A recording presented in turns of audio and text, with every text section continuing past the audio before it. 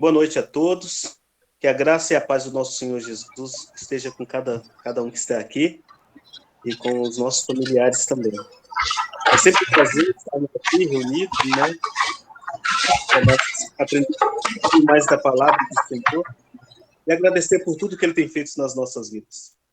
Primeiramente, eu gostaria de agradecer ao pastor Wagner pela presença, né? E que o Senhor possa te usar nessa noite. Amém? Vou orar. Senhor, nosso Deus, nosso Pai, nós te agradecemos, Senhor, por mais esse dia, te agradecemos, Pai, por este momento, te agradecemos também pela tua presença em nosso meio.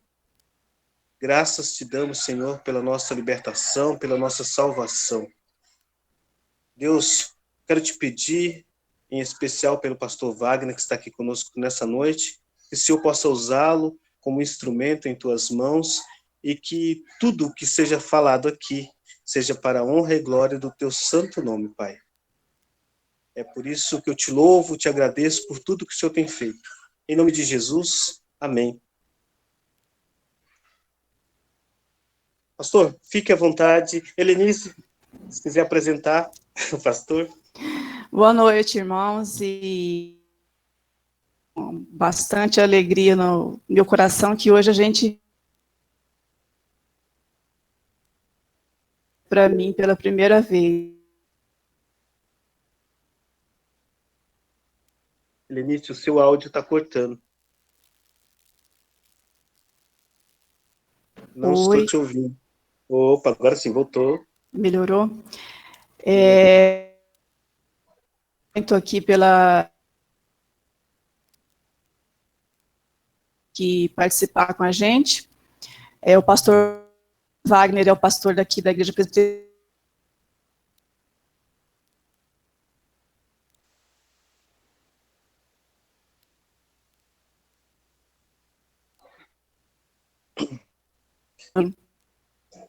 Helenice, o seu áudio está falhando. É a internet, então. Então, assim, se o pastor... Opa, pode falar. Então, aí, já que está falhando, né, vamos pedir, então, para o pastor Wagner que ele já entre aí, que ele pode, ele mesmo, se apresentar, e nós já vamos começar a tratar desse assunto tão importante, que é a depravação total do homem. Pastor Wagner, seu microfone está fechado e o senhor pode começar conosco. Nós agradecemos mais uma vez porque o senhor está aqui. Agradecemos a Deus por essa oportunidade de hoje. Muito bem. Bem, eu também quero começar agradecendo a Deus a oportunidade de estar aqui com vocês. É uma alegria para mim poder compartilhar das Escrituras Sagradas. É um chamado que eu tenho desde os 17 para 18 anos. E sou filho de um pastor. Meu pai já é falecido. Helenice conheceu meu pai, né, Helenice? Esteve aqui na igreja. O Joaquim. Minha mãe, Mercedes, também falecida. Eu tive a satisfação e a alegria de Deus me colocar num lar cristão, num lar evangélico, desde meu nascimento. Eu já nasci, a gente costuma dizer, né, a gente nasce no hospital, né? Alguns nascem em casa, né? Mas a gente costuma dizer, eu nasci na igreja, né? Então, meus pais, desde antes de eu nascer, já eram da igreja presbiteriana, e ao longo da minha vida, eu não sei dizer com certeza qual foi a época, o dia que eu entreguei a minha vida a Jesus, o dia da minha conversão, mas ao longo da minha caminhada cristã, eu não tenho nenhuma sombra de dúvidas de que Jesus me salvou, a graça de Deus me alcançou, e essa é a minha história, né, minha vida. O que eu sei é que eu tenho convicção acerca da obra de Cristo, o que ele fez por mim, sei quem eu sou diante de Deus, e o tema que me convidaram para tratar hoje, depravação total do homem, é um tema, para mim, ao mesmo tempo difícil de falar, porque é falar de quem nós somos. e a expor o que nós somos diante de Deus. Por outro lado, é um assunto que me fascina, porque entender quem nós somos e avaliar o que Deus fez por nós, apesar de ser quem somos, é extraordinário. Então, há uma mistura nesse tema de profunda tristeza, de profunda humilhação, de profundo descontentamento conosco mesmo, por conta da nossa depravação, mas, por outro lado, olhando do ponto de vista do que Deus fez por nós, no final eu quero apresentar aqui um pequeno slide ilustrativo, que eu gosto de usar para mostrar isso, a obra de Cristo. Nós entendemos a graça e a bondade de Deus. Então, a depravação total é um dos temas, não que é mais importante, mas é um dos temas mais importantes, porque entendendo quem somos, nós entendemos que temos a necessidade de um grande Salvador. Então, se um paciente está doente e não consegue detectar qual é a doença dele e a sua gravidade, não se sabe qual é o medicamento apropriado, adequado, que vai trazer cura para a enfermidade daquela pessoa. Então, quando nós identificamos quem de fato somos, nós passamos a nos deleitar em Deus pela obra que Deus faz por nós. Então, a minha vida como pastor tem sido pautada num princípio de ensinar e pregar as Escrituras como um todo. Ele me conhece já há algum tempo. Eu tenho a prática de pregar as Escrituras no que nós chamamos de pregação expositiva, né? Eu prego através de livros da Bíblia, não é? Então, o mais recente livro que eu preguei lá na igreja foi o Evangelho de Marcos. Eu preguei Marcos inteiro, todos os versículos, né? Com trechos, domingo após domingo, a exposição completa. Antes de começar a pandemia, eu comecei a expor lá na igreja a carta de Paulo aos Efésios. E eu vou citar, inclusive, a carta hoje, quando nós formos tratar bem, de forma específica, do assunto. Então, a minha vida como pastor tem sido essa, né? Eu me formei em 2001,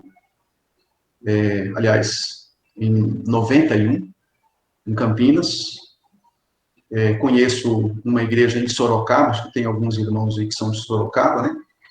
Eu conheço a igreja presbiteriana do Calvário, lá de Sorocaba. Tem um amigo que é pastor lá, aliás, grande amigo. E tem um irmão que passou aqui na igreja, foi presbítero aqui, e depois ele retornou para Sorocaba e mora lá em Sorocaba e frequenta a igreja presbiteriana do Calvário, é grande amigo, né? E sou pastora, vou completar agora no final do ano 29 anos de ministério. Deus tem me dado a graça aí de pregar e ensinar as Escrituras. Então eu me sinto feliz por essa oportunidade para podermos compartilhar as Escrituras. Bem, eu queria começar então, dentro desse tema, né, depravação total do homem, e eu vou fazer mais um estudo, né, por conta do tema, não exatamente uma pregação, mas uma conversa, um bate-papo, para ir expondo alguns pontos importantes. Eu queria começar fazendo aqui uma avaliação do que nós encontramos em Gênesis, no capítulo 1. Então, se você tem uma Bíblia e quiser me acompanhar, você pode abrir a Bíblia, em Gênesis, no capítulo 1. E eu quero fazer aqui a leitura de alguns trechos e que tem uma característica comum, esses trechos, e depois eu quero fazer uma comparação com Gênesis capítulo 6, uma outra característica que aparece lá. Então, o Gênesis capítulo 1 e também o capítulo 2 contém a narrativa da criação de todas as coisas. Capítulo 1 é a criação no geral, tudo que Deus criou. No capítulo 2 é como se uma pequena janela fosse aberta para dá detalhes mais específicos da criação do ser humano. Então, a criação do ser humano aparece nos versículos 26, 27 e 28, e digamos que o capítulo 2 fosse uma pequena janela que abre nos versículos 26 e 27 do capítulo 1 para mostrar alguma coisa mais detalhada acerca do homem, quem é o homem, como é que Deus o criou. Então, vejam só, se você ler em Gênesis capítulo 1, no versículo 4, você encontra a seguinte expressão: e viu Deus que a luz era boa. Deus criou a terra, estava sem forma, havia trevas, e Deus criou a luz. E o versículo 4, viu Deus que a luz era boa. Guarda essa expressão, e viu Deus que a luz era boa. Bem, a narrativa continua, versículo 5, versículo 6, né? E Deus, no versículo 10, chama a porção seca de terra, né? Ele vai criar a terra, e também a porção das águas debaixo dos céus, e ele faz essa separação, e no versículo 10 essas águas são chamadas de mares. Então, terra e mar, essa distinção. E aí o final do versículo 10 diz o seguinte: e viu Deus que isso era bom. De novo, olha, viu Deus que isso era bom. Muito bem. Nós seguimos um pouco, versículo 11, Deus cria a relva, as ervas, né, as sementeiras, e a terra então produziu relva, ervas, que davam semente segundo a sua espécie. E aí o final do versículo 12 diz o seguinte: e viu Deus que isso era bom. De novo a expressão, e viu Deus que isso era bom. Muito bem. O versículo 14, Deus cria os luzeiros no firmamento, faz uma distinção aí, os que estão lá no firmamento, os que iluminam a terra, e Deus fez os grandes luzeiros, e fez o sol, fez a lua, né? E colocou todas as estrelas, enfim, todas as coisas. E o versículo 18 termina com a seguinte expressão: e viu Deus que isso era bom. De novo, e viu Deus que isso era bom. Antes de continuar, deixe-me só fazer abrir um parênteses aqui e dizer o seguinte: talvez você já tenha ouvido isso, não é? Quando nós encontramos a repetição de conceitos, de palavras, de frases, né, de verbos, numa narrativa curta, é porque esse conceito, essa frase, essa repetição é como que um sinal piscando, dizendo: isso é importante, isso é importante, isso é importante, isso é importante. É por isso que eu estou fazendo essa distinção aqui e fazendo questão dos irmãos guardarem essa expressão, tá? Muito bem. Depois da sequência, no versículo 20, tem aí os enxames de seres viventes para povoar a terra, né, as aves sobre o firmamento, os animais marinhos, não é? Enfim, toda espécie de aves, de peixes, enfim. E o final do versículo 21 termina dizendo o seguinte: e viu Deus que isso era bom. Vejam quantas vezes há esse conceito se repetindo: e viu Deus que isso era bom. Muito bem.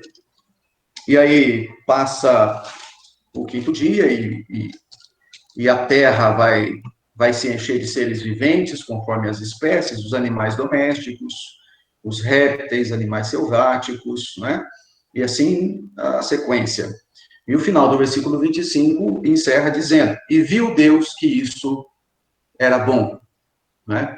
Então, Deus foi criando todas as coisas e Deus foi fazendo uma declaração, foi avaliando e viu Deus que isso era bom. Versículos 26 e 27, nós encontramos a criação do ser humano, e aqui é um ponto para a gente, digamos assim, olhar com mais carinho, mais cuidado. Deus disse, façamos o homem à nossa imagem, conforme a nossa semelhança, tenha ele domínio sobre os peixes do mar, sobre as aves do céu, sobre os animais domésticos, sobre toda a terra e sobre todos os répteis que rastejam pela terra. Né? Criou Deus, pois, o homem à sua imagem, a imagem de Deus o criou, homem e mulher os criou. Então, vejam, Deus criou os nossos primeiros pais, a imagem e semelhança dele. Deus nunca cometeu um erro. Então, os nossos primeiros pais foram criados para não cometer erro. Uma imagem de Deus neles. Isso tem a ver com uma vida de santidade, uma vida de retidão. Eles não conheciam pecado, tá? Muito bem. Então, Deus criou ali o ser humano, os abençoou e disse a eles, sede fecundos, multiplicai-vos, enchei a terra, sujeitai, dominai. E Deus orienta, olha, tudo que eu vos dei aí, vocês podem se alimentar, os animais da terra, as aves dos céus, né? Dei mantimento para todos eles, e tudo se fez assim. E o versículo 31 diz o seguinte, viu Deus tudo quanto fizera, e eis que era muito bom. Houve tarde de manhã, o sexto dia. Então, assim, Deus de novo olhou para a sua criação, viu tudo que tinha feito, e depois que o ser humano foi colocado, e o ser humano foi o último, né, a ser introduzido ali na criação, como aquele que alguns chamam de coroa da criação, como o vice-regente, o vice-governo, né, de Deus na Terra. Né, o ser humano é quem gerenciaria, organizaria, supervisionaria, daria nome a todos os animais, né, faria um trabalho de cuidado, né, sem pecado.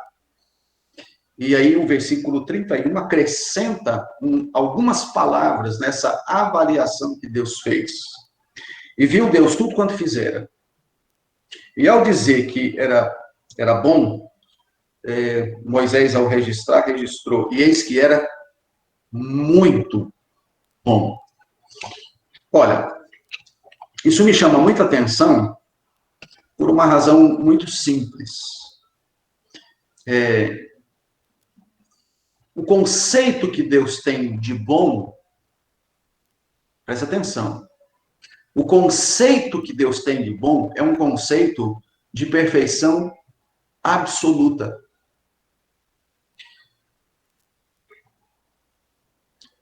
Essa avaliação, no meu estado de pecado, eu não posso fazer.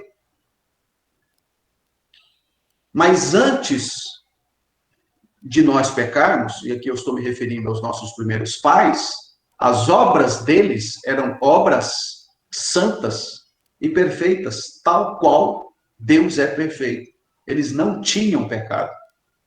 Então, quando Deus olhava para a sua criação, a avaliação que Deus fazia da sua criação era, e eis que é bom. E agora, e eis que era tudo muito bom. Muito bom. Muito bom. Então, nós estamos em Gênesis, no capítulo 1. Como eu disse, o capítulo 2 de Gênesis é uma janela onde aparece aqui os detalhes da criação e as instruções que Deus deu para os nossos primeiros pais. E até a maneira como Deus criou e trouxe para Adão a sua esposa Eva. Tá? Então, nós temos em Gênesis 1 e 2 a criação de todas as coisas e a avaliação de Deus para todas as coisas que ele criou como sendo muito bom. Tá? Então, esse é o conceito que eu gostaria que vocês guardassem nesse momento. Tá ok? Os irmãos entenderam?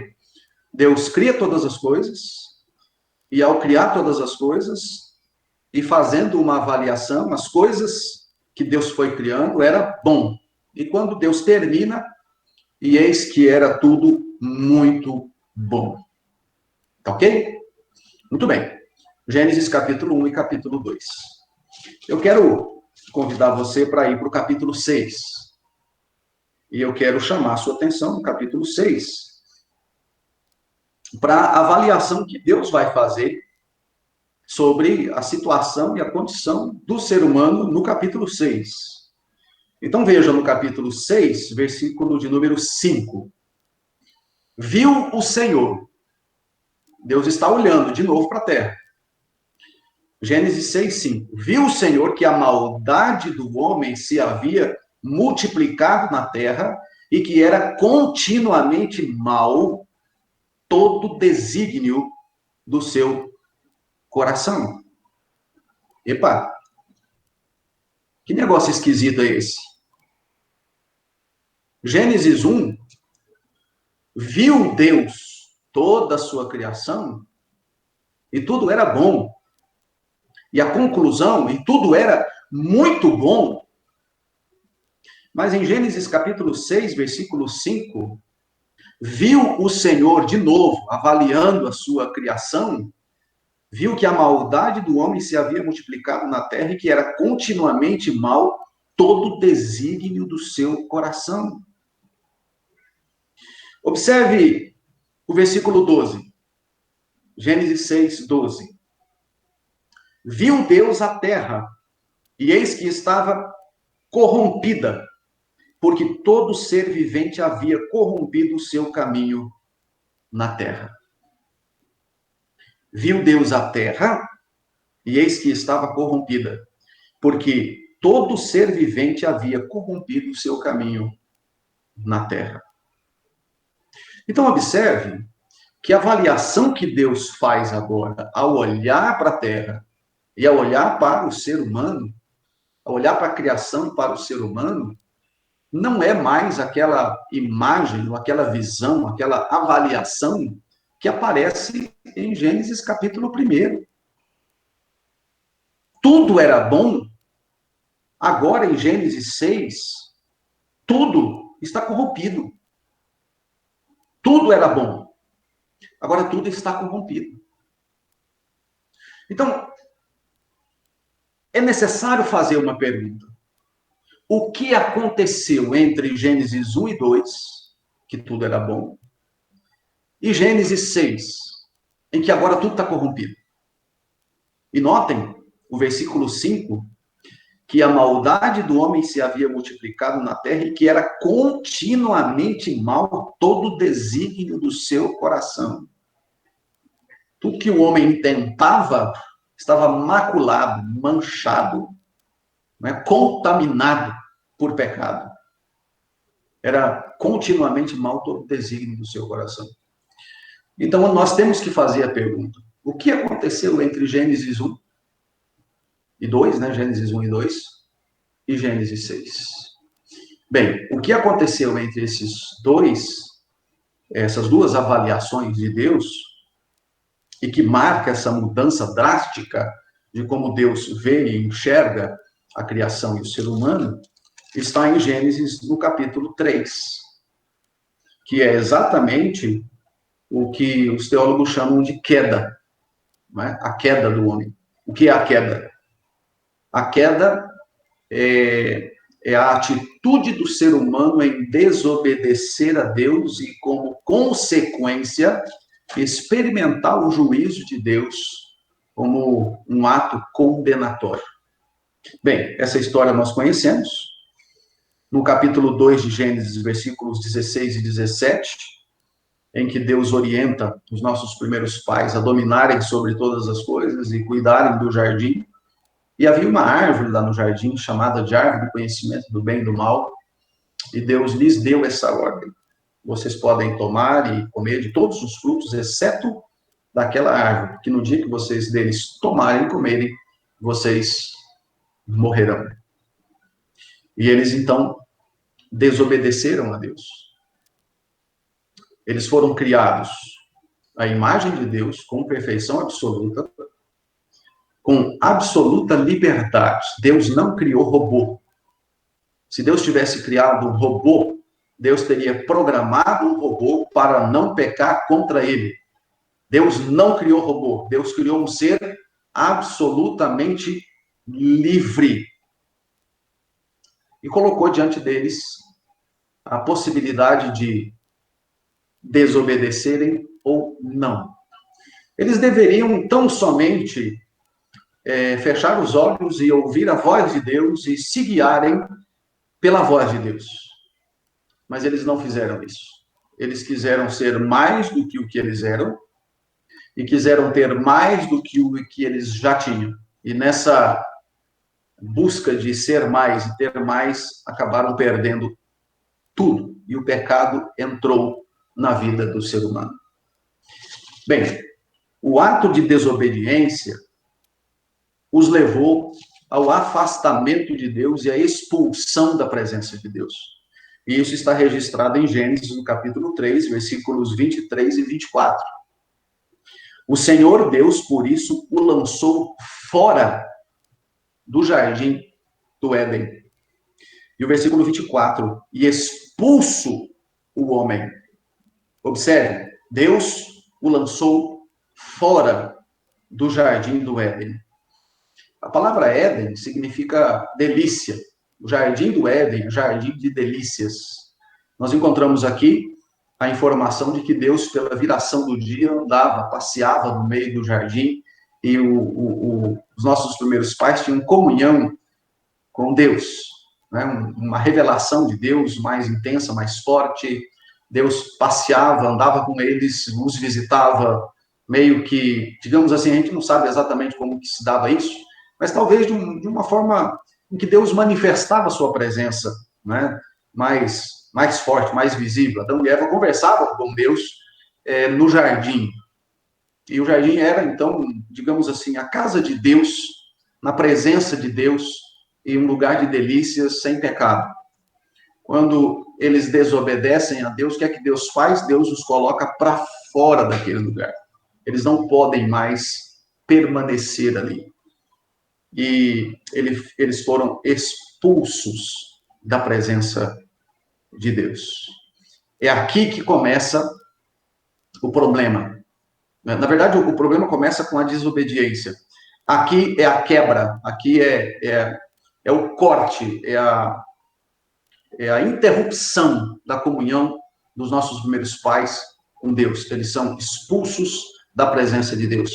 Então, se de um lado Deus e do outro lado os nossos primeiros pais, em comunhão perfeita, em santidade, num andar com Deus, numa comunhão com Deus, o ato de desobediência, o pecado, levanta uma barreira, ergue um item que separa, e eles são colocados para fora.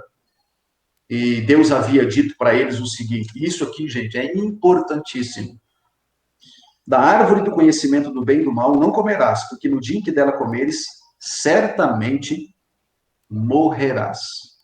Certamente morrerás. Por que isso é importante? Porque os nossos primeiros pais morreram para Deus.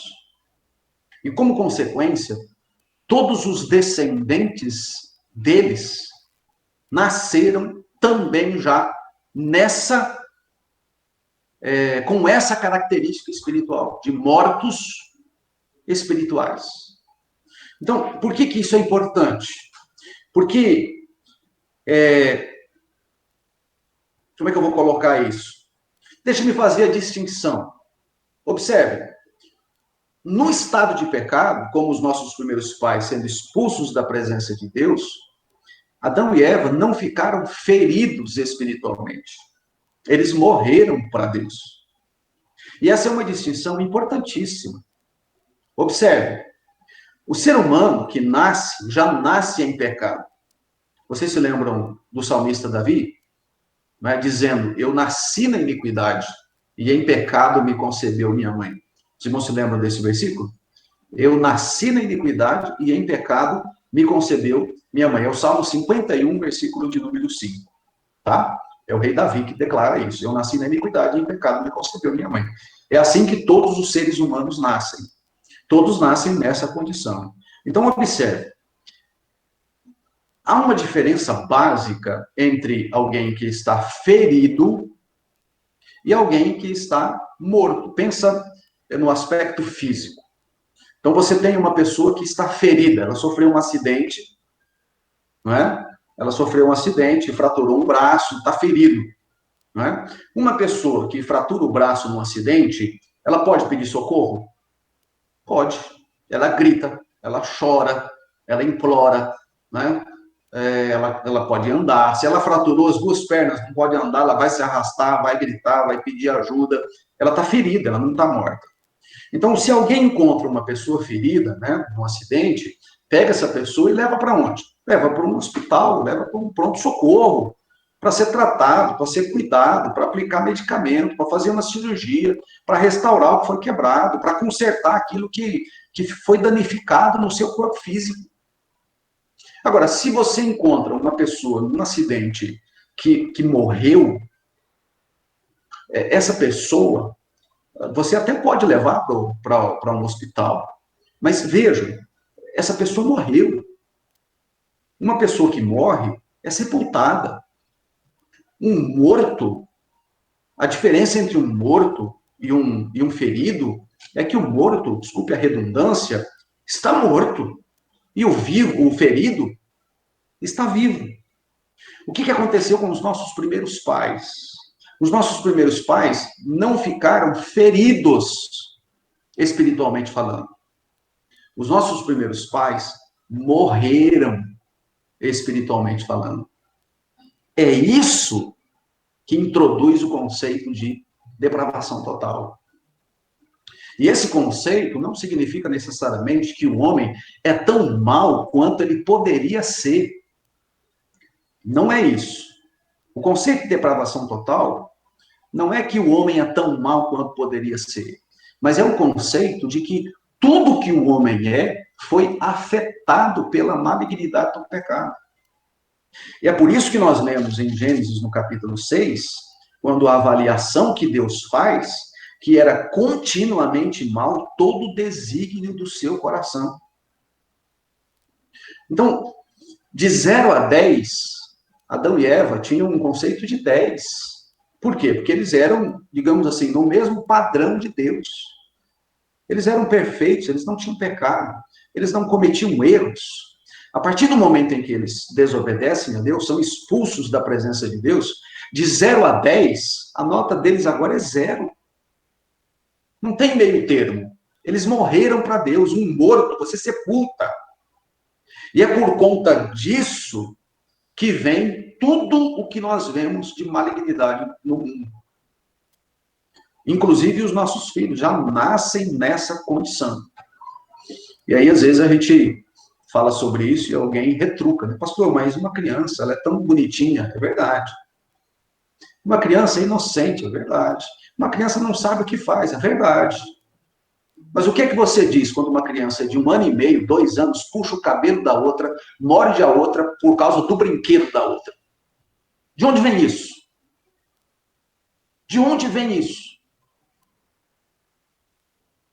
Isso vem de quem nós somos. Nós somos pecadores. E por conta disso, nós já não conseguimos mais andar no padrão de Deus e fazer as coisas do jeito de Deus e agradar a Deus. Não conseguimos mais. Fomos completamente expulsos da presença de Deus, né? Então, nós encontramos no Novo Testamento, por exemplo, em Efésios, no capítulo 2, a afirmação do apóstolo Paulo, logo no primeiro versículo, ele vos deu vida estando vós mortos nos vossos delitos e pecados. Se você observar aí no versículo 5, Efésios 2:5, estando nós mortos em nossos delitos. Você tem esse conceito de morte espiritual tanto no Antigo Testamento quanto no Novo Testamento. Então vejam só, se você observar bem, um morto enxerga alguma coisa? Não. Um morto pode fazer planos de alguma coisa? Não. Um morto anda? Não. Um morto fala? Não. Um morto está morto, fisicamente. Se você transportar isso para o aspecto espiritual, no relacionamento dele com Deus, um morto espiritual pode ver Deus? Não. Um morto espiritual fala com Deus? Não. Um morto espiritual tem desejo de Deus? Não. O que é que um morto espiritual pode fazer em relação a Deus? Nada. Ele está morto. Ah, pastor, mas e se ele tiver fé no seu coração? Então tá. Um morto pode ter fé? Não, ele está morto. Como é que um morto espiritual vai ter fé? Pastor, mas e se ele se arrepender? Tá, voltamos. Uma pessoa morta pode se arrepender de alguma coisa? Não. Um morto espiritual pode se arrepender a partir de si mesmo? Por que não, pastor? Porque ele está morto. Espiritualmente, ele está morto. Se nós observarmos, por exemplo, Jeremias capítulo 17, versículo de número 9, e se você quiser abrir aí a sua Bíblia, esse é um versículo que me assusta. E talvez seja um dos versículos mais impactantes, né, que trata desse assunto, porque Jeremias era um profeta de Deus, e fala aqui acerca do pecado que engana e destrói, e a declaração dele é a seguinte, olha, Jeremias 17, 9. Enganoso é o coração, mais do que todas as coisas, e desesperadamente corrupto. Quem o conhecerá? Preste bem atenção nessa afirmação. Enganoso é o coração, mais do que todas as coisas. O profeta de Deus está dizendo que se você pegar o coração e colocar de um lado da balança, e pegar todas as outras coisas e colocar do outro lado da balança, o coração vai ser mais enganoso do que todas as outras coisas. Enganoso é o coração, mais do que todas as coisas. E desesperadamente corrupto. Quem o conhecerá?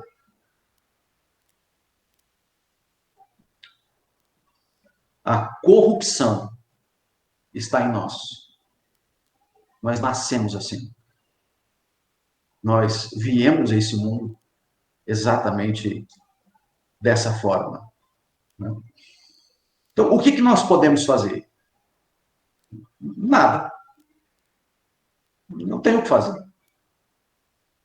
A partir de nós mesmos, não temos o que fazer. Eu entendo que a ressurreição de Lázaro é um excelente exemplo de como acontece o novo nascimento, ou a ressurreição espiritual, e eu gosto de utilizar essa expressão, ressurreição espiritual, porque todo crente em Jesus é um pecador totalmente depravado, morto em seus delitos e pecados, que foi ressuscitado espiritualmente, porque ele estava morto, foi ressuscitado para Deus. Inclusive o apóstolo Paulo utiliza essa expressão, né? A ressurreição espiritual, fomos ressuscitados para Deus juntamente com Cristo, né? Agora, observe que nós encontramos em Lázaro, né, quando Jesus ressuscitou Lázaro, um bom paralelo dessas duas coisas, da morte física e a morte espiritual. Quando Jesus chega na aldeia de Betânia, Lázaro já estava sepultado há quantos dias? Não se lembra? 4 dias. Como é que é o estado de uma pessoa que foi sepultada já no 4º dia?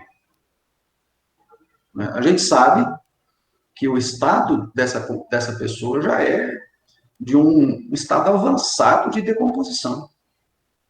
Quando Jesus pede para tirar a pedra, a irmã de Lázaro diz assim: o senhor já é 4 dias, vai cheirar mal. E aí, então, Jesus diz a ela, falou assim, olha, eu não disse para você que se você crer, você vai ver a glória de Deus? E aí tiraram a pedra. Então, vejam algumas perguntas que eu vou fazer para ajudar a gente a refletir. Qual era a chance de Lázaro, morto, lá dentro, fisicamente, dentro do túmulo, a partir de si mesmo, levantar do túmulo e sair do túmulo andando? A partir de si mesmo, de sua própria iniciativa. Qual era a chance disso acontecer? De 0 a 10. É zero. Como é que alguém sepultado há 4 dias, a partir de si mesmo, vai levantar, vai dizer para si mesmo, eu estou morto aqui há 4 dias, já em estado avançado de decomposição, mas eu resolvi, eu vou levantar daqui. Eu resolvi levantar daqui, vou sair andando por aí. Isso não acontece. Por que não acontece? Porque está morto.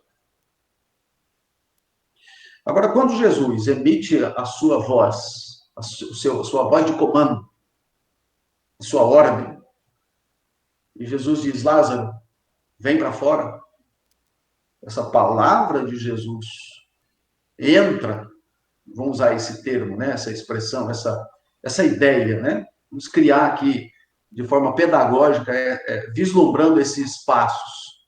Jesus emite a ordem sai dos lábios de Jesus, entra pela porta de entrada do túmulo, vai até o corpo de Lázaro, restaura todas as coisas, a vida volta em Lázaro, e Lázaro se mexe, se senta, se levanta e vem andando. Lázaro só sai para fora quando ouve, o morto ouve a voz daquele que é o Criador de todas as coisas. Porque a Escritura diz que sem Cristo nada que foi feito se fez. Então, essa é a condição espiritual. Um morto espiritual está exatamente nessa condição. A depravação dele é num nível tal em que jamais, a partir de si mesmo, ele poderá se livrar dessa condição ou dar a si mesmo libertação da sua morte espiritual. E por conta disso, esse pecador faz todo tipo de coisas que desagrada a Deus. Tem um autor, foi meu professor num curso que eu fiz em São Paulo, no Mackenzie. O nome dele é Paulo Anglada. O pastor faleceu já. O Paulo Anglada tem um livro intitulado As Antigas Doutrinas da Graça. Para quem quer conhecer esses pontos fundamentais da fé cristã, não é? E a depravação total é uma delas, está lá nesse livro. Um dos aspectos que Paulo Anglada aborda, e eu acho muito interessante, é que ele chega a dizer que o ser humano, no seu estado de pecado, é pior do que morto. Como é que alguém pode ser pior do que morto? Mas ele explica dizendo o seguinte, que no estado de pecado, as pessoas estão mortas para Deus, mas elas estão vivas para pecar. É como se fossem zumbis espirituais, mortos, vivos para pecar. Mortos para Deus, vivos para o pecado. Observe que a salvação desse indivíduo tem que acontecer o contrário. Eles têm que morrer para o pecado e nascer para Deus. E aí que entra o novo nascimento, que começa antes, com a regeneração. São pontos da teologia, né? A regeneração vem antes do novo nascimento. Então, observem que na condição espiritual, o ser humano faz tudo o que faz, e tudo o que ele faz é ofensivo a Deus. Até quando ele faz boas obras, isso é ofensivo a Deus.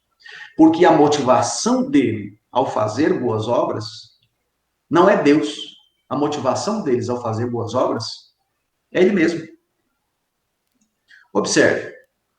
Suponhamos que eu chegue em casa com um buquê de flores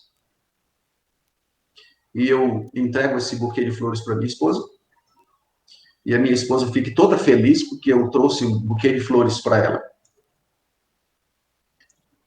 E eu queria fazer um passeio para um determinado lugar e ela queria fazer um passeio para um outro lugar.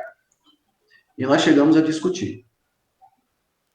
E aquele buquê de flores que eu trouxe com a intenção de amaciar o coração dela para tentar convencê-la de que ela deveria fazer o passeio junto comigo para o lugar que eu quero.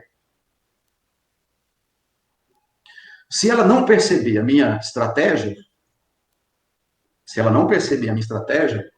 ela vai ficar super feliz. Mas se ela perceber a minha estratégia, o buquê de flores que eu trouxe para ela, não foi porque eu trouxe para ela, foi porque eu queria convencê-la dela fazer alguma coisa que eu queria. Quando alguém faz alguma coisa para Deus, com a intenção de obter de Deus alguma coisa, esse alguém não tem Deus como centro, esse alguém tem a si mesmo como centro. Pessoas que fazem boas obras para Deus com o objetivo de receber benefício de Deus, estão se colocando no centro. Deus não é o centro. Eles não fazem para Deus, eles fazem para eles mesmos. Então, até as boas obras dos ímpios é ofensa a Deus. O estado de depravação total, queridos, é tamanho que nem mesmo boas obras que fazemos podem ser oferecidas para Deus em atitude de culto. No estado de morto espiritual, tá? No estado de morto espiritual. É óbvio que no estado de ressurrectos dentre os mortos, vivos para Deus, filhos de Deus, a coisa muda. Né? É um outro nível, um outro momento, é uma outra palestra para tratar de um outro tipo de assunto. Não tem nada a ver com isso que nós estamos tratando hoje. Mas as intenções que o ser humano tem são manchadas. Você já viu aquela expressão que o brasileiro, né, até tomou o nome aí da lei do Gerson? Ele quer levar vantagem em tudo. E ele leva vantagem em tudo. Se ele puder, ele leva vantagem em tudo, em todos os aspectos. Então, o que ele faz para obter o que ele quer? Então, imagina uma pessoa que é entregue a si mesmo para pecar e para viver conforme ele deseja, a parte completamente de Deus. É assim o homem no seu estado de pecado. Então, a doutrina da depravação total pega o ser humano e coloca esse ser humano numa posição diante de Deus em que ele está totalmente afastado de Deus e todas as intenções que ele tem, todo o seu tipo de vida que ele leva, tudo que ele intenciona fazer, está manchado e contaminado pelo pecado. E ele não pode, em hipótese alguma, oferecer nada a Deus. Ele não tem nada para oferecer a Deus. Porque quando Deus olha para ele, Deus vê que todo desígnio do seu coração é mau. Todo desígnio do seu coração é mau. Então, a doutrina da depravação total do homem trabalha de que o pecado o afetou de forma total, completa, todas as suas, digamos assim, áreas de existência, o seu intelecto, suas emoções, os seus desejos, suas atitudes, todas estão manchadas pelo pecado. E aí nós encontramos uma situação bastante complicada, porque não há quem consiga obedecer a Deus e entrar num padrão de Deus. E esse aspecto que eu vou falar agora é muito importante também, porque é muito comum as pessoas fazerem uma avaliação de si mesmos à sua própria maneira. Elas fazem a avaliação de si mesmas se colocando num patamar de uma outra pessoa e elas avaliam a si mesmas à luz de outra. E é muito comum isso. Eu não sou tão ruim quanto o fulano. Não, mas eu sou melhor que o Beltrano. Se eu fosse fazer isso, eu faria melhor. Se você quer ser honesto, A comparação que você tem que fazer não é com alguém que você acha que você pode se comparar. A comparação que você tem que fazer é com Deus. Se você abrir a sua Bíblia em 1 Pedro, você vai encontrar lá Deus citando um texto, inclusive do Antigo Testamento, onde o apóstolo vai dizer, nas palavras de Deus, o seguinte: sede santos, porque eu sou santo. Então, se você, eu não conheço vocês aqui, eu estou vendo, vou falar aqui pelo nome que eu estou vendo aqui na minha tela: Wellington, Letícia, Norma, Nilson, Dona Mariana, a Celanira, é assim? Helenice, Kelly, olha lá, e Wagner. Se eu quero ser justo, eu não posso me comparar com o Wellington, porque Deus não vai me colocar num canto, o Wellington no outro, e avaliar o Wellington e o Wagner para saber qual dos dois é menos pior. Não, Deus vai me colocar diante dele e vai me comparar com ele. Ser de santos porque eu sou santo. A avaliação que nós fazemos de nós mesmos é uma avaliação muito boa. Então, se você perguntar normalmente para as pessoas, você é uma pessoa boa? Elas vão dizer, não, eu sou uma pessoa boa. Eu me lembro de uma ocasião em que uma jovem senhora me procurou, ela não era membro da igreja, e estava com uma crise muito grande no casamento e estava pedindo ajuda. E eu não o conhecia, e eu fui fazendo algumas perguntas para ver se eu conseguia detectar alguma coisa. E lá pelas tantas, eu acho que eu consegui detectar alguma coisa, e eu perguntei para ela, falei, você se considera uma pessoa boa? Ela falou, sim, pastor, eu sou uma pessoa muito boa. Eu cuido bem do meu marido, apesar da gente não estar tendo um relacionamento legal. Eu cuido bem dos meus filhos. Pastor, o senhor não sabe o quanto que eu amo meus filhos, o quanto eu cuido dos meus filhos. Pastor, eu nunca desejei mal para ninguém. Eu nunca fui violenta com ninguém. É assim que as pessoas fazem a avaliação. E aí eu disse, eu peguei então a ideia, né, da avaliação que ela fazia de si mesma, e aí eu comecei a trabalhar com ela alguns conceitos que estão além desses que normalmente a gente costuma pegar para nos avaliar. E eu disse a ela, você sabia que na carta de Tiago é possível alguém matar o outro com a língua? Como assim, pastor? Eu falei, aos olhos de Deus, se você usar sua língua para amaldiçoar alguém, você está matando alguém. Jesus disse, não matarás, eu porém vos digo. Aquele que chamar alguém de raca é a ideia de chamar alguém de tolo, né? Já está sujeito ao inferno de fogo. Para você ser uma assassina para a vida física de alguém, você só precisa ter uma intenção no coração. Ela tomou um choque. Eu usei um outro conceito. Você já leu aquele texto de Jesus dizendo, olha, na lei está escrito, não adulterarás. Eu, porém, vos digo, qualquer que olhar para uma mulher com intenção impura, no coração já adulterou com ela.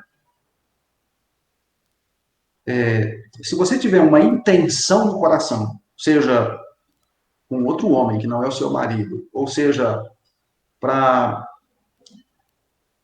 maltratar alguém, para humilhar alguém, para dizer uma intenção, não precisa dizer, só intenção. Se a intenção do seu coração for uma intenção aos olhos de Deus desaprovada, você já está sujeito a julgamento, condenação e inferno de fogo. Quando eu disse isso, ela pôs a mão no rosto, começou a chorar, ela estava maquiada, sujou toda a maquiada dela, e ela falou assim, pastor, se é assim, então, eu acho que eu já assassinei meu marido não sei quantas vezes. Não sei quantas vezes. Enganoso é o coração mais do que todas as coisas, e desesperadamente corrupto. Quem o conhecerá? Então, o padrão de Deus é Ele mesmo. O padrão de Deus é Ele mesmo. E na perspectiva que eu tenho de nascer em pecado, não é? eu já estou, por natureza, afastado completamente de Deus. Então, irmãos, a ideia da depravação total, eu vou caminhar aqui mais para finalizar, não tem a ver com a capacidade que o ser humano tem de ser tão mal quanto ele poderia ser. Mas é a ideia de que tudo nele foi afetado, manchado pelo pecado, e tudo que ele faz é manchado aos olhos de Deus. Essa é a ideia. E o pecado trouxe isso. Ouviu Deus que isso era bom, e viu Deus tudo quanto fizeríeis que era muito bom. Quando o pecado entrou, viu Deus que a maldade no homem havia se multiplicado, que era continuamente mal todo o desígnio do seu coração. Esse é o aspecto, o escopo, né, digamos assim, da depravação total do homem. Né?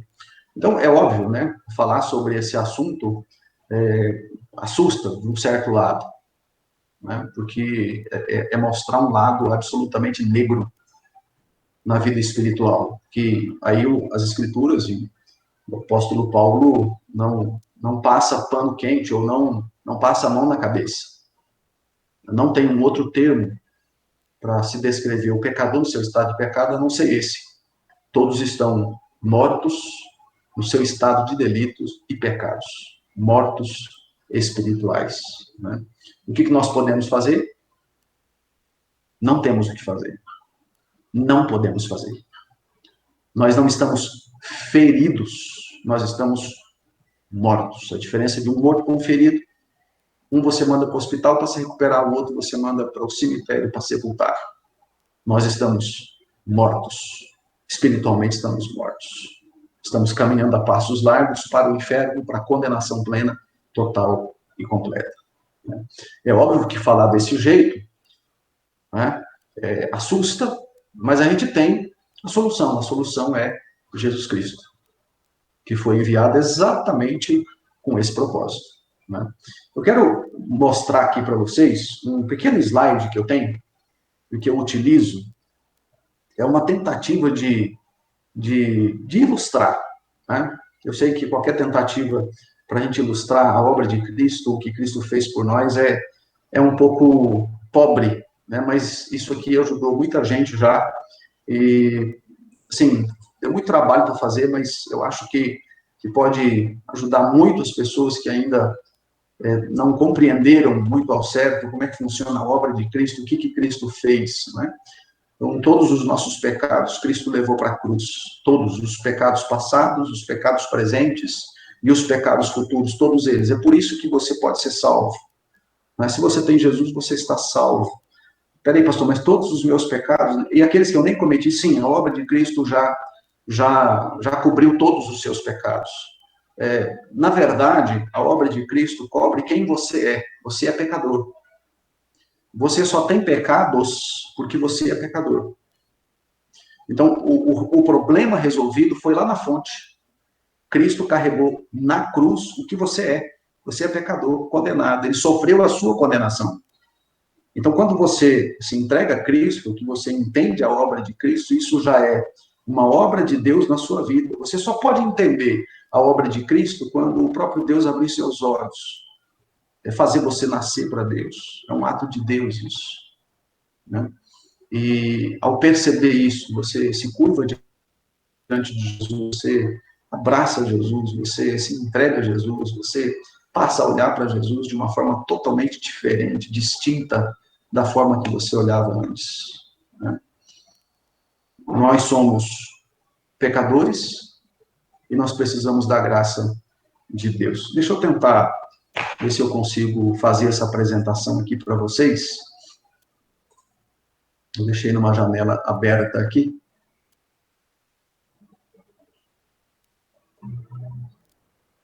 Espera aí que eu vou ter que...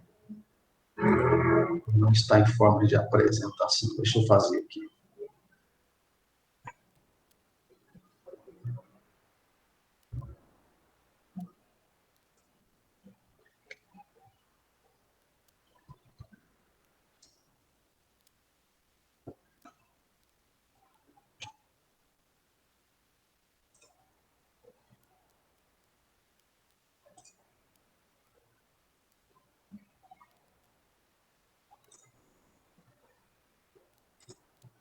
Ok.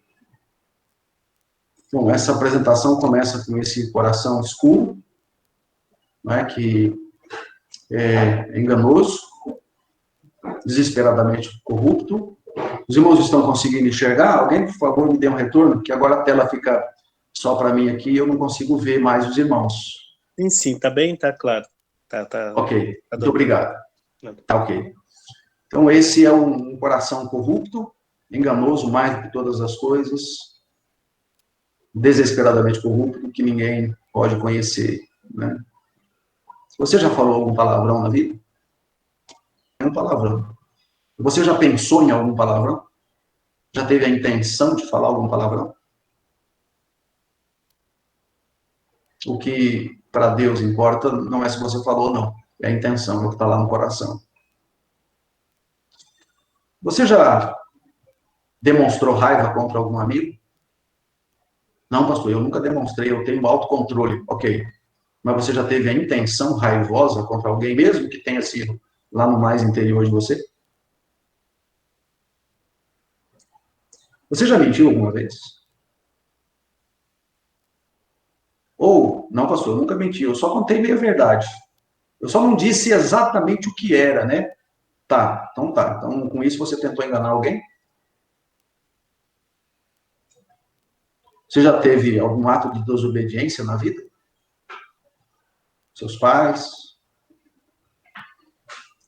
Já desobedeceu a uma lei civil, que a Bíblia diz que nós temos que obedecer às autoridades constituídas, porque todas elas provém de Deus?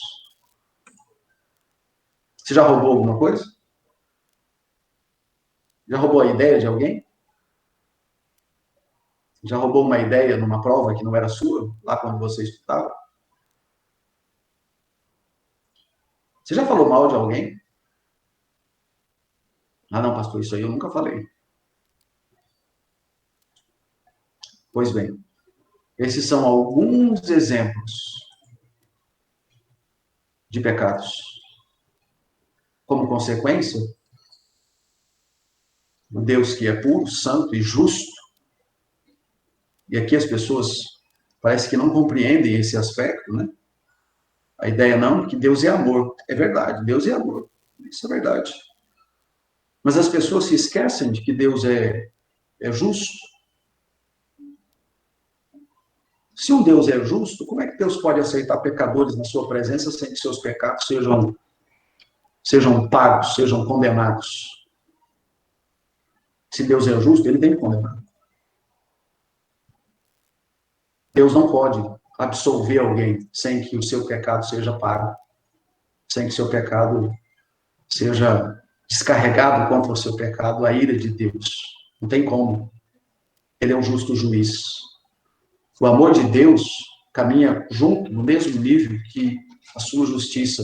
Se Deus não aplicar a sua ira e a sua justiça contra nós pecadores, Deus é um Deus injusto e um Deus falho. Ele é justo e a sua ira será descarregada contra todos os pecadores. O que a gente pode fazer? Nada. A gente tão somente pode ser condenado. Só isso. É aí que entra a pessoa gloriosa de Jesus. Porque Jesus vai para a cruz. E o que acontece na cruz? Na cruz, a ira de Deus se manifesta contra Cristo. E a ira de Deus se manifestando contra Cristo, o seu sangue nos é dado para cobrir os nossos pecados. Como se Deus tivesse tirado os nossos pecados e transportado esses pecados todos para a cruz. E Cristo morre na cruz e os nossos pecados estão sobre Cristo. E a obra de Cristo passa por nós e os nossos pecados sumiram dos olhos de Deus. Desapareceram. Porque Deus, quando olha para nós agora, ele não olha mais para nós como ele olha para o mundo em Gênesis capítulo 6. Em Gênesis 1, Deus fazia avaliação e dizia, eis que é tudo muito bom. Em Gênesis 6, Deus fazia avaliação e dizia, o coração do homem é inclinado em todo o desígnio do seu coração para a malignidade. Mas agora, em Cristo, Deus olha para nós e vê em nós Cristo, o Cristo que morreu e pagou pelos nossos pecados. Deus vê a figura de Cristo na sua justiça sobre mim, em mim, e os meus pecados, Deus não vê mais. É por isso que nós encontramos textos na Bíblia como esse. Agora, pois, já nenhuma condenação há para os que estão em Cristo Jesus. Nenhuma condenação há para os que estão em Cristo Jesus. De modo que Cristo na cruz é a minha condenação. Cristo na cruz é a minha justiça. Cristo na cruz é o meu perdão. Cristo na cruz é a minha esperança. Cristo na cruz é o meu coração limpo de todos os meus pecados. Cristo na cruz é a justiça de Deus contra o meu pecado. E um Deus santo, puro e justo, que se dá por satisfeito ao me condenar, condenando o seu próprio filho no meu lugar. Somos depravados espiritualmente, mas somos perdoados em Cristo. E agora em Cristo Deus nos vê como seus filhos amados. Então, falar sobre depravação total é expor quem o ser humano é. Mas não dá para falar sobre a depravação total sem apontar para Cristo, que é a solução para o problema da nossa depravação. Então, queridos, eu acho que era isso que eu gostaria de compartilhar. Né? Deixa eu ver nas minhas anotações aqui se eu deixei alguma coisa de fora. Acho que não. Acho que é isso mesmo. Né? Eu espero que tenha ficado claro. Se alguém tiver alguma pergunta dentro desse... Eu sei que tem algumas outras perguntas, mas se alguém tiver alguma pergunta dentro desse assunto aqui, que eu comentei, eu fico à disposição aí para poder responder, caso eu saiba responder a sua pergunta. Obrigado por sua atenção. Que Deus abençoe grandemente. Pastor Wagner, nós gostaríamos de saber, é uma pergunta que a gente já tinha notado, existe a possibilidade de algum ser humano nascer livre desse pecado que veio de Adão e Eva e permanecer assim puro ao longo da sua vida? E outra pergunta que eu vou colocar já junto a essa daí, essas roupas podem influenciar e pode ajudar a limpar essa condição de depravados do nosso coração. Vamos lá, a primeira, né, seria, alguém pode nascer fora dessa condição, né? Não pode, não tem como nascer fora dessa condição. Nós já nascemos, né, nessa condição. Eu citei aqui o Salmo 51:5, né, o salmista Davi dizendo, eu nasci na iniquidade, em pecado me concebeu minha mãe, né, então nós nascemos nessa condição. E tem um outro texto aqui, de Romanos, no capítulo 5, olha só, portanto, assim como por um só homem entrou o pecado no mundo, e pelo pecado a morte, assim também a morte passou a todos os homens, porque todos pecaram. Todos pecaram. Existe um único ser humano que nasceu nessa condição sem pecado, Jesus Cristo. Além dele, nenhum mais. A menos que a Escritura seja falha. A Escritura diz que todos nascem em pecado. Então, não tem como alguém nascer sem essa condição espiritual. Inclusive, a própria mãe de Jesus, se vocês se lembram, né, é o registro, acho que de Lucas, quando tem o Cântico de Maria. É muito interessante o Cântico de Maria. A minha alma engrandece ao Senhor e o meu espírito se alegrou em Deus, meu Salvador. Veja que no Cântico de Maria, Maria, mãe de Jesus, se alegra em Deus, o seu Salvador. Até Maria precisava do Salvador. Se Maria não tem Jesus Cristo como seu Senhor e Salvador, ela também não será salva. Ela precisa de Jesus para ser salva. Né? Então, não há possibilidade de alguém nascer sem essa condição, né? Porque isso faz parte já da natureza. Nós somos pecadores. Nós somos. Ninguém tem esse controle. É aqui, Helenice, que as pessoas às vezes não entendem esse conceito, né? É aqui que a gente costuma dizer que o livre-arbítrio não existe mais. Quem tinha livre-arbítrio? Os nossos primeiros pais. Eles tinham a possibilidade de pecar. O indivíduo que acha que pode viver sem cometer nenhum pecado sobre a face da terra, depois do pecado, é um indivíduo que tem que ter a coragem e a capacidade de olhar para o céu e dizer para Deus: olha, o senhor pode contar comigo que eu nunca vou cometer nenhum erro contra toda a tua vontade. Eu vou ser perfeito, tal qual o senhor é perfeito. Tá? Se alguém puder se colocar nessa posição, né, mas não há, ninguém é capaz de dizer isso. Então, assim, que raio de livre-arbítrio é esse que as pessoas dizem que tem, se elas não podem assumir esse compromisso com Deus, dizer assim: eu tenho meu livre-arbítrio e eu resolvi que eu nunca mais vou pecar. Ela não pode dizer isso, ela não tem livre-arbítrio. Elas confundem livre-arbítrio com liberdade de escolha. Isso não tem nada a ver.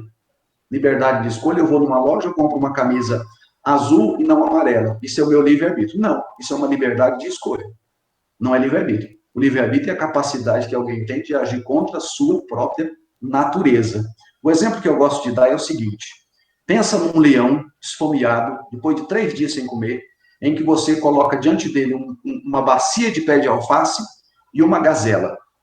Qual é a chance do leão dizer para si mesmo: a partir de hoje, eu virei vegetariano, eu vou comer o pé de alface? Qual é a chance do leão fazer isso? É zero. Por quê? Porque a natureza dele é carnívora. Ele é carnívoro. Ele não é vegetariano. Se fosse um vegetariano, ele iria comer o pé de alface, mas um leão é carnívoro. A natureza dele é essa. Então, ele vai fazer aquilo que a natureza dele faz. A nossa natureza é pecaminosa. Nós vamos fazer aquilo que nós temos. Nós somos pecadores. Então, não há nenhuma possibilidade de algum ser humano nascer que não seja pecador. É chance zero. Não existe essa possibilidade. À luz da Escritura, não. Qual que foi a outra pergunta? Você está mudo o seu... Desculpa. O nosso modo de vestir, as nossas roupas, nossos costumes, eles têm poder de purificar o nosso espírito? Não. Se eu imaginar que uma roupa que eu utilizo pode purificar o meu espírito, eu estou dizendo para Deus: olha, o meu jeito de vestir vai me purificar, eu não preciso da obra de Cristo. A única coisa que me purifica é a obra de Cristo. A única coisa que me limpa é a obra de Cristo. Né? Se nós olharmos, por exemplo, Hebreus, tem um texto aqui que eu gosto demais. Olha, ao se cumprirem os tempos, se manifestou, e está falando de Jesus, uma vez por todas, para aniquilar pelo sacrifício de si mesmo o pecado. O pecado precisa ser destruído. O pecado precisa ser aniquilado. O pecado precisa ser arrancado da nossa vida. Não é? E a única coisa que pode apagar o nosso pecado, aniquilar e destruir o nosso pecado, é a obra de Cristo realizada na cruz do Calvário. A obra de Cristo nos purifica. Agora, é evidente que isso não me dá o direito de me vestir de qualquer jeito.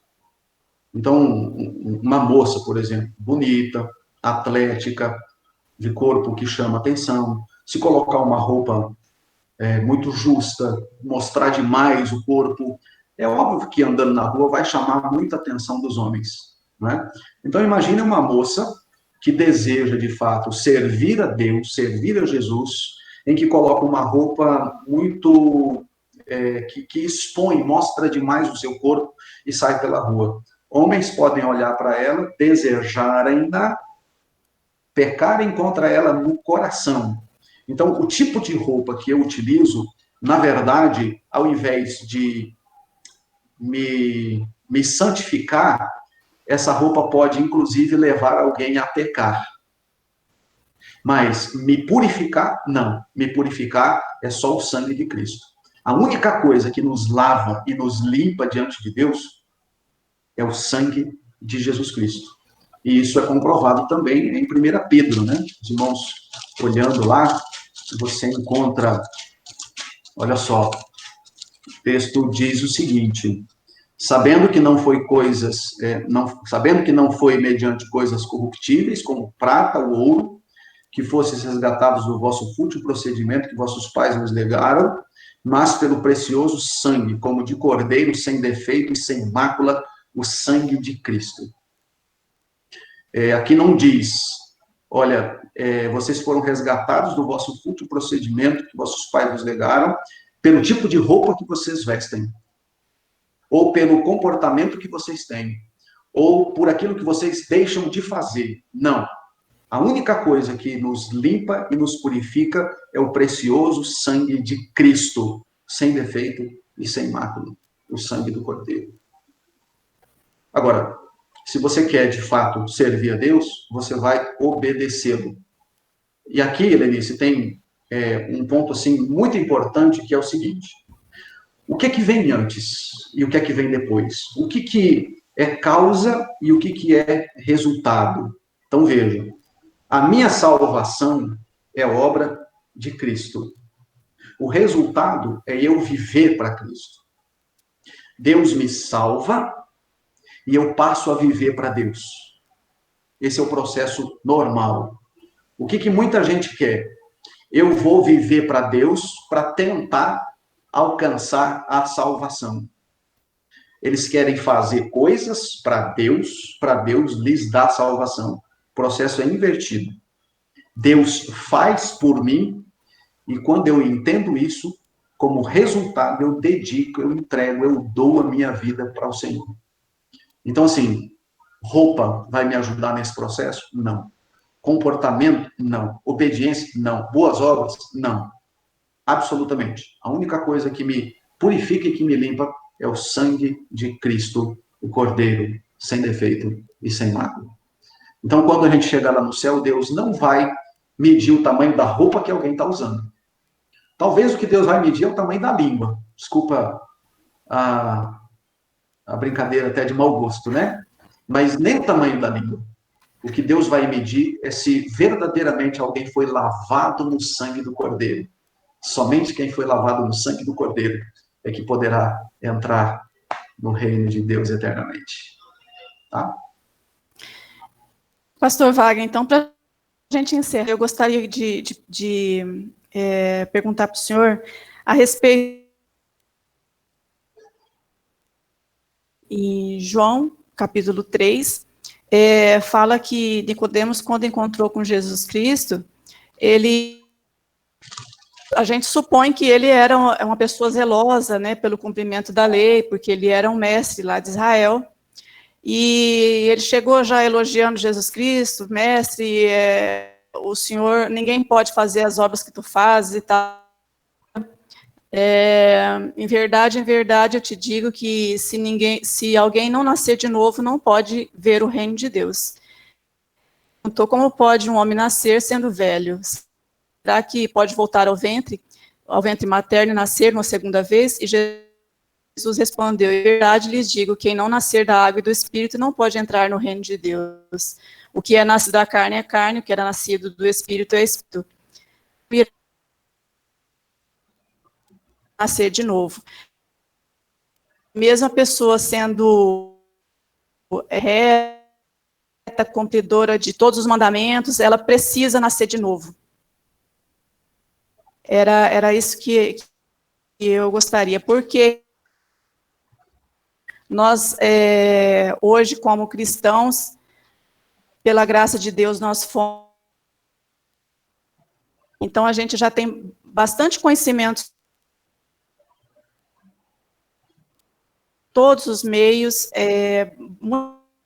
muita gente vive seguindo um conjunto de regras e costumes, mas quando nascer de novo, fica um pouco confusa. Por que é preciso nascer de novo para ser salvo, apesar de cumprir, de obedecer à lei? Tá. Deixa eu só ver se eu acho aqui, Lenice, eu acho que isso aqui pode...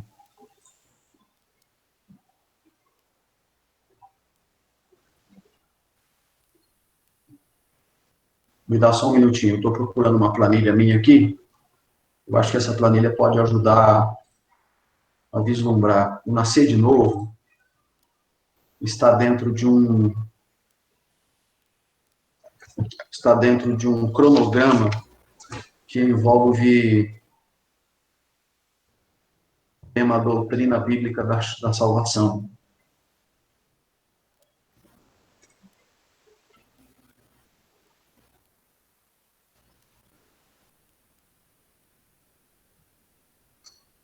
Deixa eu... Vocês têm um pouquinho mais de tempo?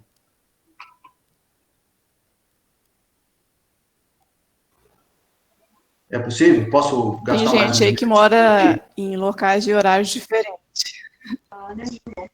Por nós aqui tá tudo beleza. Pode mandar ver, pastor. Tá bom, deixa eu fazer uma apresentação aqui. Eu acho que vou fazer uma apresentação rápida, sem gastar muito tempo, tá? Mas eu acho que é importante, ajuda a ver isso aqui. Então, olha só, essa questão do novo nascimento, né? A pergunta tem a ver com o novo nascimento. Então, a gente precisa entender a salvação dentro daquilo que as Escrituras apresentam de modo completo a salvação. A salvação é algo que envolve vários atos da parte de Deus, tá? Então, tudo começa com um chamado. Lembra de Lázaro? Estava sepultado 4 dias. Jesus chega diante de Lázaro, e Jesus manda abrir a pedra, e Jesus chama Lázaro. Diz: Lázaro, vem para mim, vem para fora. É o chamado. O chamado é descrito como, né, espiritualmente falando, o que os teólogos chamam de vocação eficaz. O que é a vocação eficaz? É quando o pecador é chamado por Deus. Tá? Começa com um chamado. É Deus quem chama. Fala, mas ele não pode ir sozinho para Deus, se ele quiser, ele nunca vai querer. O pecador não está ferido espiritualmente, o pecador está morto. Ele precisa ser chamado por Deus. Tá? E quando o pecador é chamado por Deus, o que acontece? Acontece a regeneração. O que é a regeneração? É implantação de vida. Alguém está morto e precisa ser gerado, precisa nascer, tá? Só que antes dele nascer, e aí eu vou usar aqui a figura de uma gestação de uma criança, acontece antes do nascimento, antes dessa criança ver a luz, antes dela nascer, sair da barriga da mãe, ela foi concebida, acontece a concepção. Então, a regeneração é a concepção. Deus chama e Deus coloca vida em nós. Isso é regeneração. E quando nós nascemos, o nascer é manifestação de vida. Tá? Então, observe, quando você vê uma mulher grávida, com uma criança, né, uma barriga, de gestação, você sabe que aquela mulher está gerando uma criança, a criança está nascendo ali, E dali um tempo essa criança vai vir para fora, ela vai ver a luz. É o dia que ela vai nascer, é onde vai estar o registro dela na certidão de nascimento. Mas o nascimento dela não é a concepção dela. O nascimento é resultado da concepção.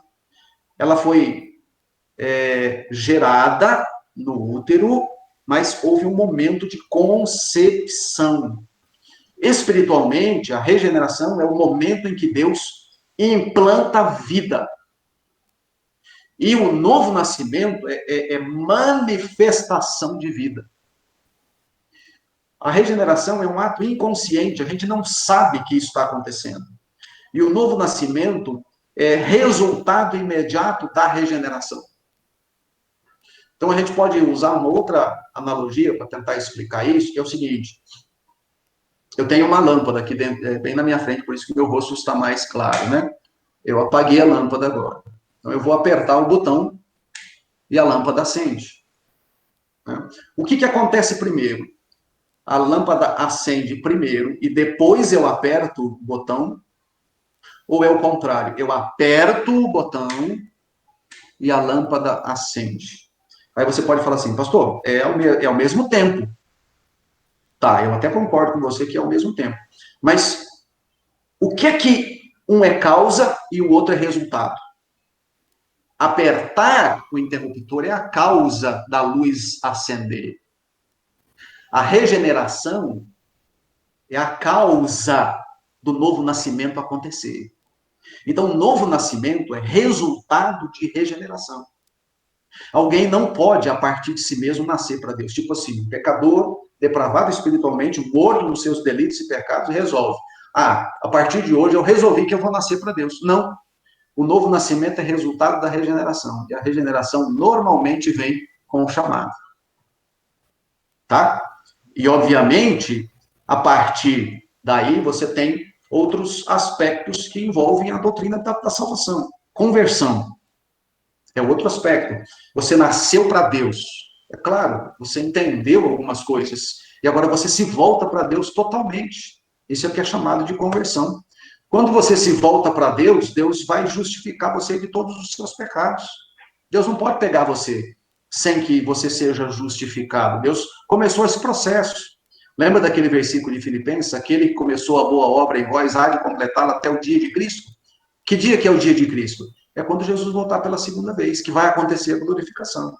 Então, esse é o processo. Deus chama, regenera, você nasce para Deus, a conversão acontece, você se volta para Deus, você é justificado de todos os seus pecados, agora você é adotado por Deus como filho de Deus, e você passa a ter o nome de Deus sobre você, a marca de Deus, o Espírito de Deus marca você como sendo de propriedade dele, e você, por conta disso, você quer andar de forma santa. Porque você quer se dar para Deus, você quer se doar para Deus, você quer dedicar sua vida a Deus. E você vai fazer isso de forma até o dia final, você vai perseverar nisso. Essa é a chamada doutrina da perseverança dos santos. Você não abre mão mais desse caminho, você não quer mais sair desse caminho. Você enxergou, você vivia para o pecado, e você não enxergava nada de Deus. De repente, Deus te chama, e Deus faz você nascer, Deus converte você, Deus justifica você, Deus adota você como seu filho. Agora você só tem olhos para Deus, você quer dar as costas para o pecado, a santificação, e você vai perseverar nesse caminho até o dia da glorificação, quando Jesus voltar pela segunda vez. E aí sim, nós estaremos para sempre com o Senhor, já de forma completa, plena, né? Não haverá mais pecado, nem dor, nem choro, né? Todas as coisas para trás ficaram, e agora é somente... eu dei esse curso uma vez, e um diácono falou assim, pastor, então eu poderia dizer que na glorificação em diante é só desfrutação. Eu falei, você tem razão, né? O João Amarante, você tem razão, João, é isso mesmo, é desfrutação, é a desfrutação da plenitude de Deus, de uma comunhão plena com Deus, tá? Então, a sua questão, que você está colocando aí, no novo nascimento, não é por meio de observar mandamentos que alguém nasce para Deus. Não é porque alguém faz coisas para Deus que alguém nasce para Deus. Tudo começa com Deus chamando esse pecador do seu estado de morte espiritual. Deus implanta a vida nele. E quando Deus faz a concepção de vida espiritual nele, ele vai manifestar a vida. É o novo nascimento. Então, é esse o ponto. O novo nascimento não depende da gente. O novo nascimento depende da graça e da bondade de Deus de nos regenerar e, como consequência, nos fazer nascer para o próprio Deus. É por isso que Jesus diz que só pode ser nascido de novo se for uma obra do Espírito. Não tem jeito, porque a carne é carne. O que é nascido da carne é carne. O que é nascido do Espírito é Espírito. Então, é uma obra sobrenatural do Espírito Santo de Deus. Respondi a pergunta?